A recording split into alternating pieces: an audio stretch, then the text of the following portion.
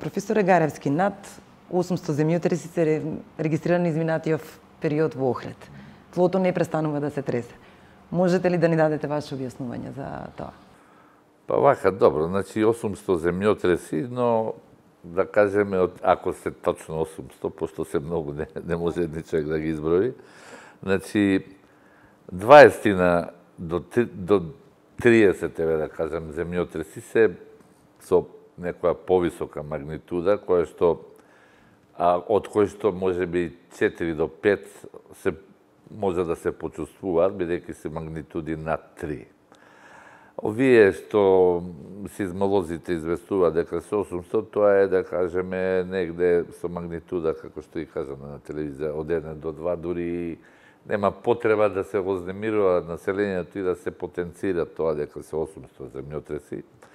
И зашто станува збор? Значи, овдека се уште ние немаме јасна манифестација дали некој од овие земјотреси се е главниот удар, или како се нарекува модерно форшок, или се ова на англиски, на македонски преводот е роеви на земјотреси, и да мене повеќе ми личи дека се ова еден вид рој на земјотреси, вклучувајќи ги, да кажеме, и овие помали од помеѓу магнитуда 1 и 2, бидејќи се многу блиски магнитудите, значи максималниот беше негде 4,1 ми се чини, 4 така некако. Мора да се каже малце необично, бидејќи минатата година имаше, предминатата година, во истиот тој регион, околу Косел, тоа е Охридско епицентрално подречје, имаше дури и посилен земјотрес, негде 4,2, посилен од овој, но тогаш исто така имаше, тогаш беше јасно, тогаш тој беше афтершок, тој беше главен удар со магнитуда 4,2 ми се чини, и после тоа следува уште не повеќе од, ја би ги тие што се као позадначени, уште 4 до 5, 9, 10 нека беа земјотреси со магнитуда меѓу 2,5 и 3,5, и тлото се смири. Значи, не повеќе од година дена, ова е навистина доста бурно, бидејќи имаме 30, како што ги рековме, земјотреси со појаки, и сите се тие од Охридското епицентрално подречје. Сега,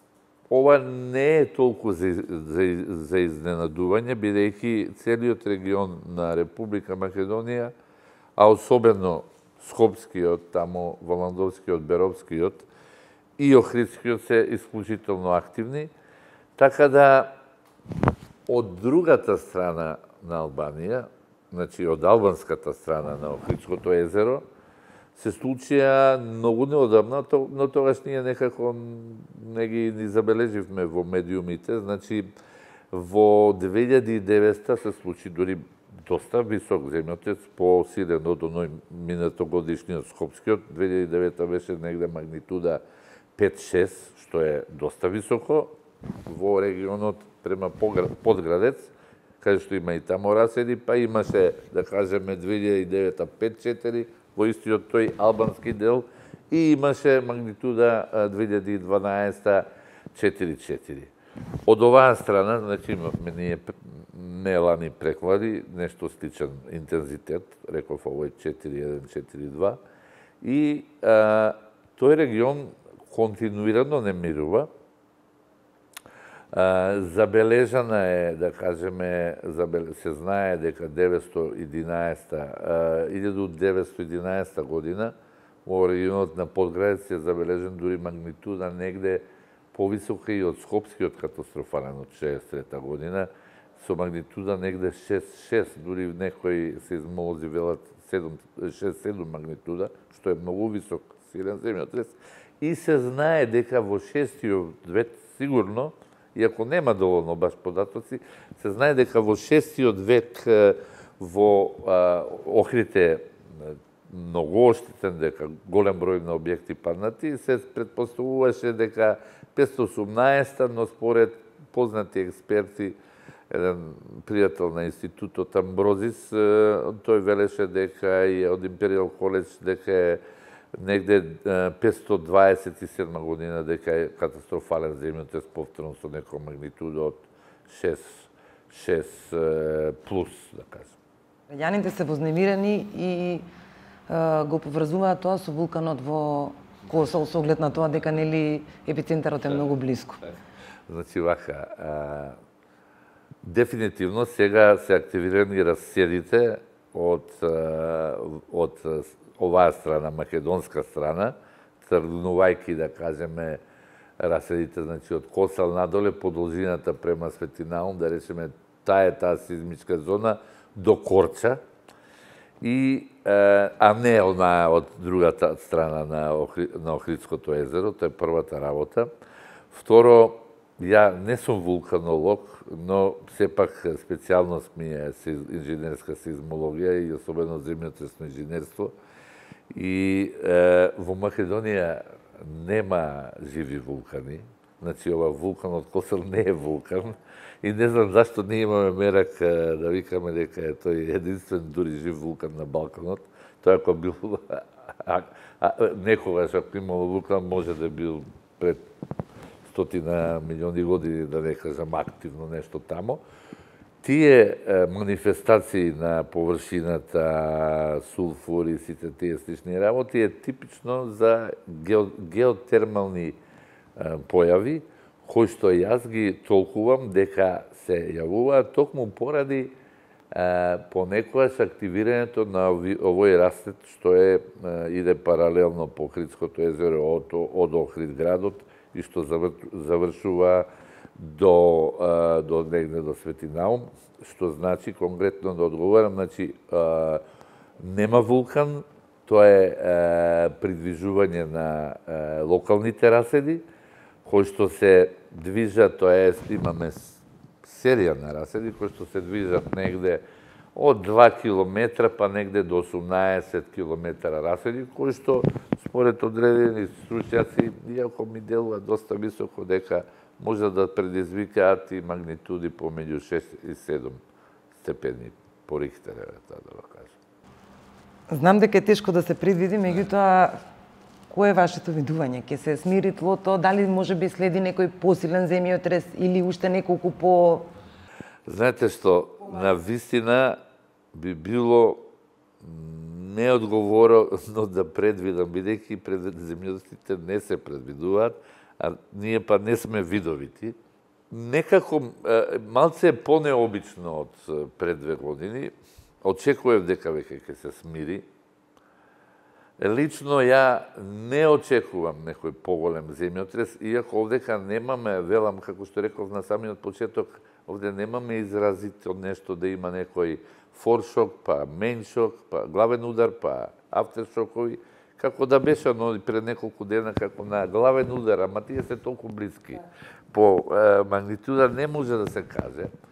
Од друга страна, истрошен е дел од енергијата околу овие раседи, кои што се енергија и самото напрегање е редистрибуирано, но за магнитуди, ако воопшто се случуваат над 6,5, не е доволно истрошена енергија.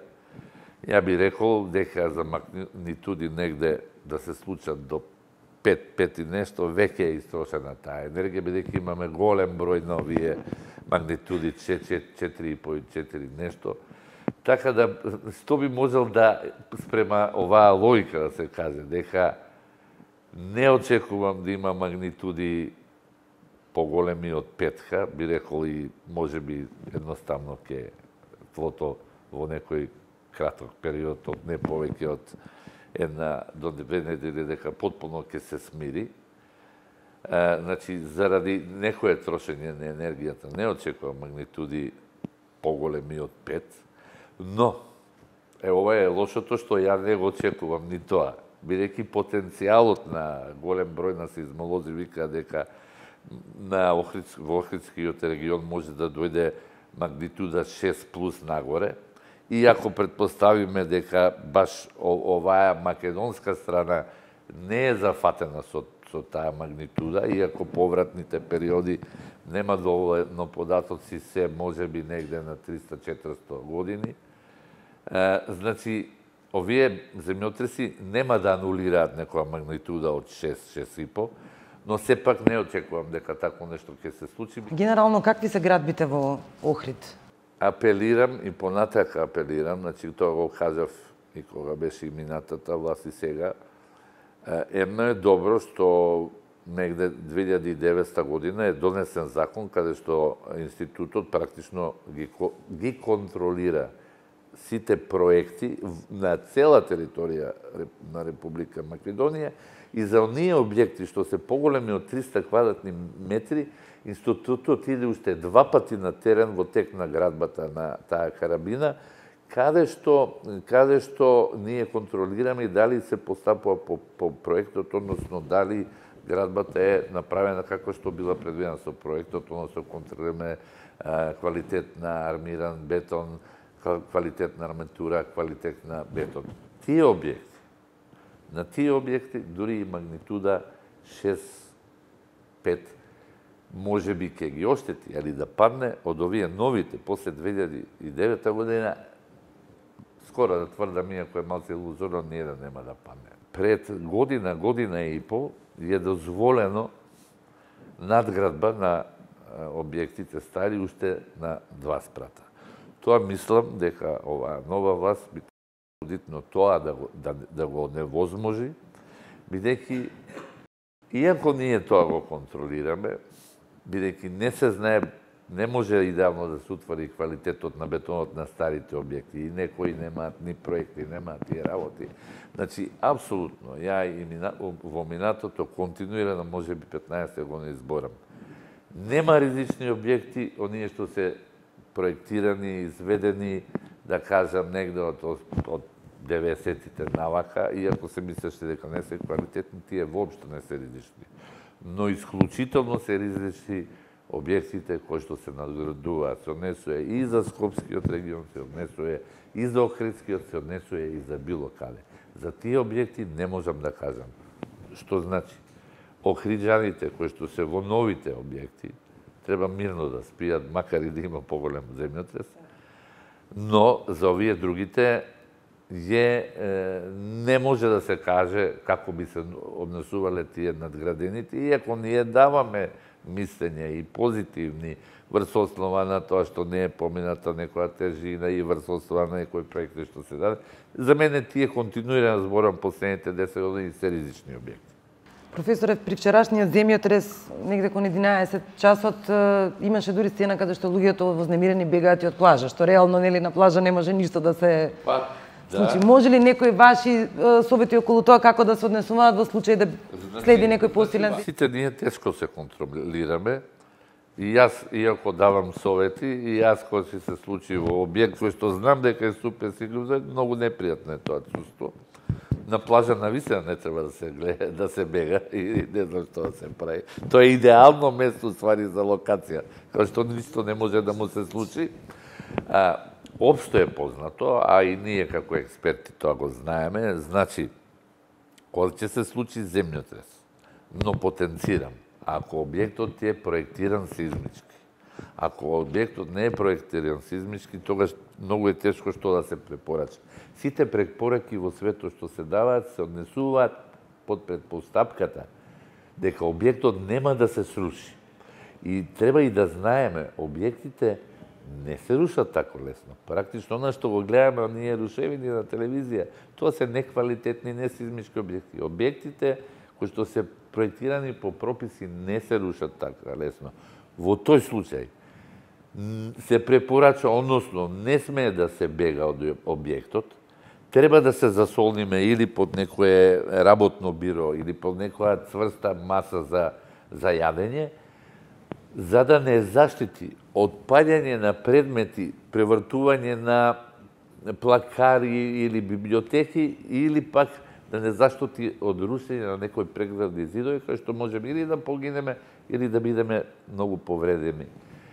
Не се препорачува бегање надвор, бидејќи објектот нема да се сруши, А ризикот е многу поголем кога ќе излезете да падне дел од фасадата, дел од малтерот, имате вие примери безброј на коли кои што се смачкани од тоа што е паднато од надвора, објектот стои и се знае, одма после земјотресот, кога ќе се заврши, без паника треба да се излезе надвор, на некое место каде што нема обкружување на некои објекти кои што може да ве повредат.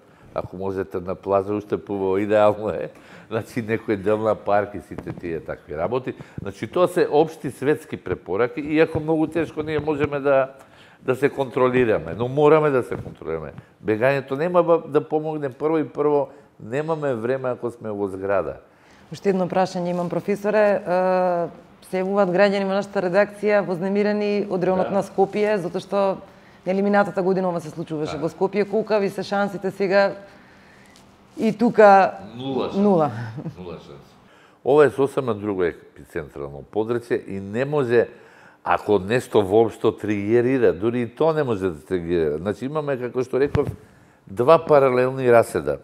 Едниот е од македонската страна, значи по должината на Охридското езеро, од Охрид, реков, према Свети Наум, и другиот многу убаво дефиниран расетие, од другата страна Лими, ми се чини, не знам на албански како се вика тој расет, од другата страна. Значи, дури многу тешко може да се случи овој Охридскиот од македонска страна да го тригерира овој другиот што е близок на колку тамо Охридското езеро, колку е долго од другата страна.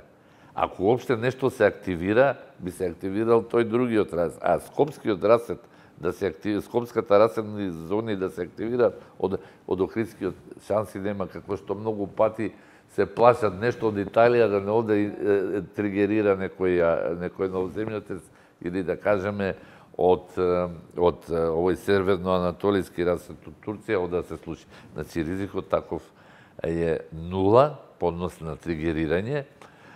Сега ќе кажете, ако случајно се случи као коинциденција, но ја тврдам дека овој пат не може да се случи тука. Значи, тоа е повторно како активирање на независно на оваа сеизмичка зона, но нема да се случи, еве, тоа предвидувам, нема да се случи. Сега за сега ќе тресе... Да спиеме мирно, значи ние барем во Скопје. Сега уште малци ќе тресе, предпоставувам, во Охридскиот регион. Не очекувам магнитуди 6 и нешто големи, па дури реков и негде над 5, затоа што сепак за над 5 скоро да е истрошена таа енергија.